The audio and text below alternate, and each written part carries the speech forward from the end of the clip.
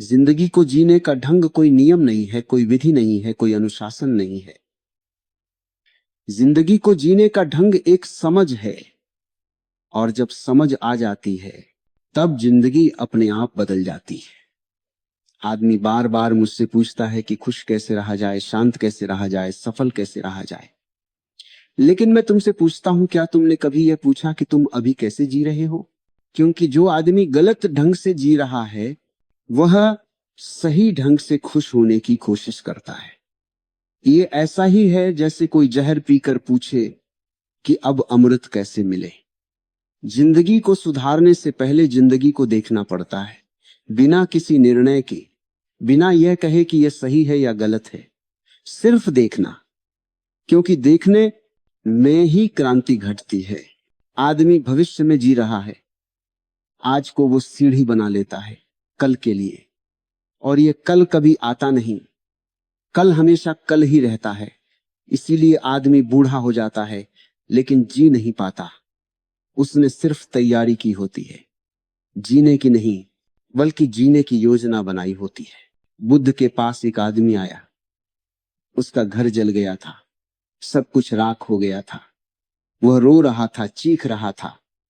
उसने कहा, अब मेरा जीवन खत्म हो गया।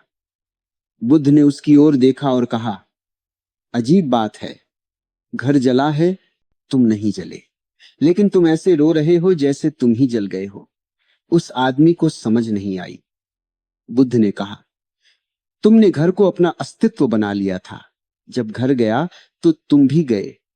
जो आदमी चीजों में खुद को खोज लेता है वह चीजों के साथ मरता है। जिंदगी जीने का ढंग ये नहीं है कि तुम्हारे पास क्या है, जिंदगी जीने का ढंग ये है कि तुम्हारे भीतर क्या है। अगर भीतर शांति नहीं है तो बाहर की कोई भी व्यवस्था तुम्हें शांत नहीं कर सकती, और अगर भीतर शांति है तो बाहर की अब व्यवस्था भी तुम्हें डिगा नहीं सकती।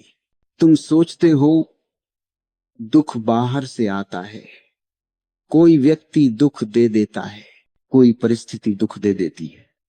यह आधा सच है। पूरा सच यह है कि दुख तुम्हारी अपेक्षाओं से पैदा होता है। तुम चाहते हो कि जिंदगी तुम्हारे अनुसार चले, लेकिन जिंदगी किसी के अनुसार नहीं चलती। जिंदगी बहती है, और जो बहने के साथ बह जाता है वही पहुंचता है। एक सूफी फकीर नदी के किनारे बैठा था। एक यात्री आया और बोला, मुझे जीवन का मार्ग बताओ। फकीर ने नदी की ओर देखा और कहा, यही है मार्ग। यात्री बोला, नदी तो सिर्फ बह रही है। फकीर हंसा और बोला, यही तो रहस्य है। नदी कहीं पहुंचने की जल्दी में नहीं है, फिर भी वह समुद्र तक पहुंच जाती है।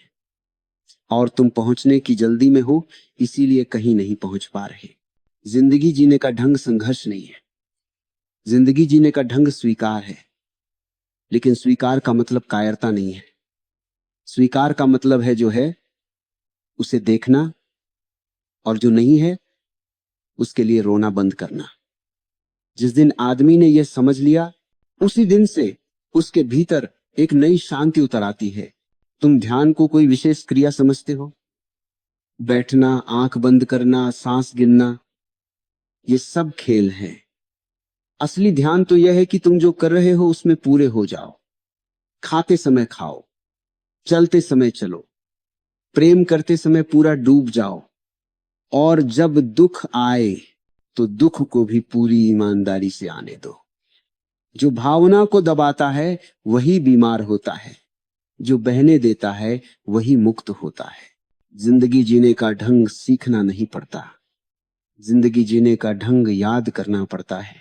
क्योंकि तुम यह जानते थे, बचपन में जानते थे, जब तुम बिना कारण हंसते थे, जब तुम बिना भविष्य की चिंता के खेलते थे। फिर समाज ने तुम्हें सिखाया, डरो, तुलना करो, आगे निकलो, और वहीं तुम खो गए।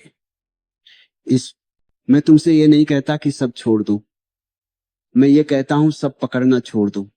चीजें तुम्हारे पास हो, लेकिन तुम चीजों के पास मत रहो। जब आदमी छोड़ता है तब खाली नहीं होता, तब पहली बार भरता है, शांति से, प्रेम से, मौन से। और याद रखना, जिंदगी का अर्थ खोजा नहीं जाता, जिंदगी का अर्थ जिया जाता है।